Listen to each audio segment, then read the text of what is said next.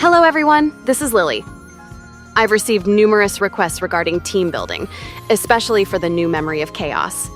Actually, I've been asked about this topic so many times already since I usually only cover characters but never touch team strategies. The reason I haven't covered that topic on this channel is that I find it challenging to verbalize my thought process when it comes to battle strategy. It's akin to why I refrain from providing commentary in my showcase videos.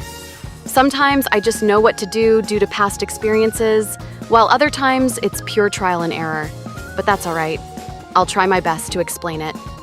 Without further ado, this is how to build a team in Honkai Star Rail. Generally, there are two types of team building: preemptive team building and reactive team building. Preemptive team building is when players decide the team they want to use without considering the battle mechanics. Typically, it's one of those hyper-offensive teams focusing on stacking buff on the main DPS to completely dominate the battle. These teams often pay little attention to battle mechanics and prioritize team synergy with the objective of winning as quickly as possible. In short, this is a team building that disrespects the enemies. Reactive team building, on the other hand, is a team that's constructed specifically to counter the incoming battle. This approach requires players to respect the enemies first before selecting the team members. I find this team building to be more fun and engaging than the former. I personally use this type, so this video is going to focus on it. Perhaps you can ask Dreamy to teach you about preemptive team building. My team building process starts here. First, I look at the list of enemies.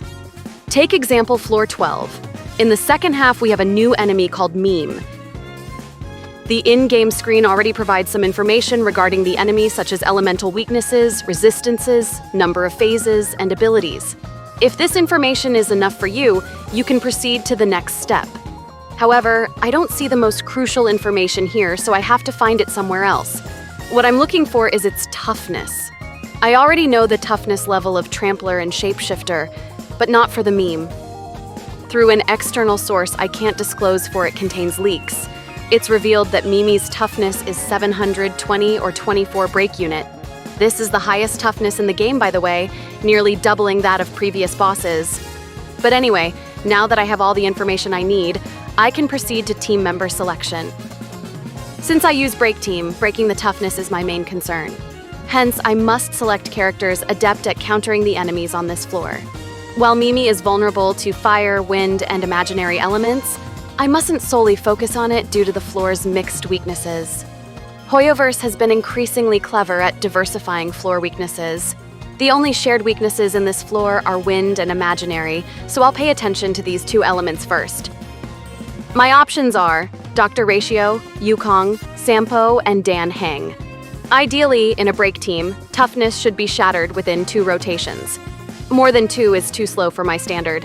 However, given the meme's high toughness, an unconventional approach is required. Sampo and Dr. Ratio emerge as the fastest breakers among these characters, but even they may require more than 2 rotations against the meme's toughness. This is where Ruin Mei comes into play. With her ability, I can speed up my break speed by 50%. Hence, the team consists of Dr. Ratio, Sampo, Ruin Mei, and a sustain. Will this composition be effective? In terms of potential damage to the enemy's toughness, it holds promise.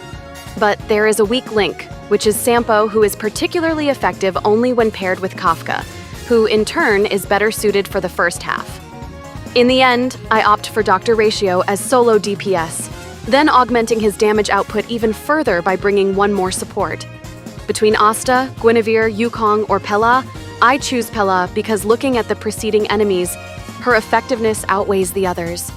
So these are the step-by-step logic behind my team building process. Most of the time it looks like this. Now let's get to the fun part, creating rotation.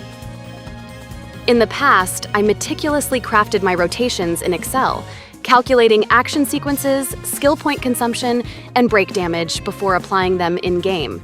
But then I thought it was incredibly stupid, because why would I need an Excel when we already have the ultimate simulator called Honkai Star Rail, aka the game itself?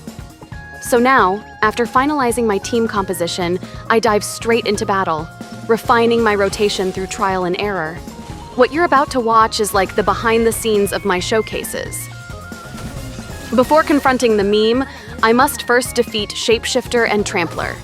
In my opinion, Shapeshifter possesses more threats as it can summon minions and heal itself. Hence, I focus eliminating it first. Upon attacking Shapeshifter, I quickly notice that when fully buffed, my Dr. Ratio can kill it before the first turbulence strikes. It's convenient since the turbulence functions like a bounce attack, dealing maximum damage to the last remaining enemy. So my initial strategy was to kill the Shapeshifter first, so that the Trampler would take all the hits from the turbulence.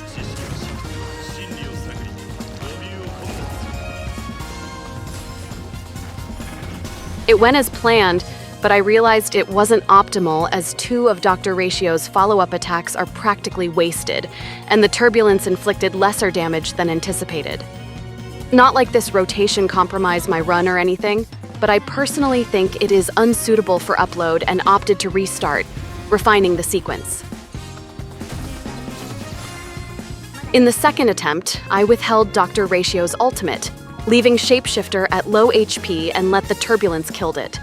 This enabled Dr. Ratio to fire his ultimate on Trampler, maximizing the damage compared to my first attempt.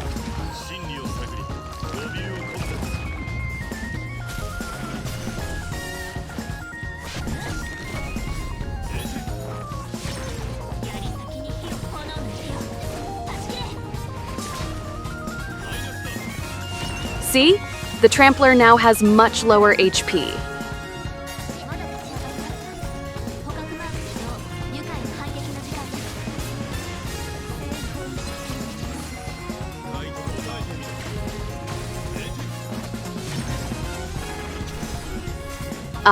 I finished Wave 1 with no skill point left. This is obviously not ideal for my opening at Wave 2. If I rewind to see how I finished Wave 1, the Trampler was killed by the turbulence even after Dr. Ratio didn't miss any crit.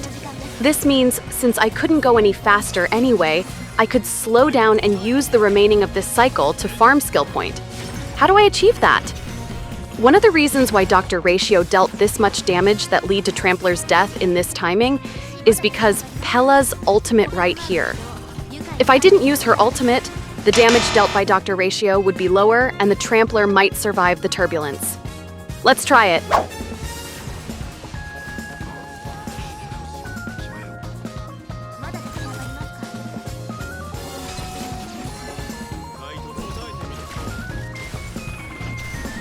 As expected, it survives. Now I can farm skill point for Wave 2. This iterative process continues until I kill the meme. This is how I create my rotation right now. No Excel, pure trial and error. The HoYoLab apps shows that I've repeated this MOC 288 times, not due to failed runs, but to find the optimal rotation for YouTube uploads. This particular run is rather smooth because I don't need to speed tune any of my characters.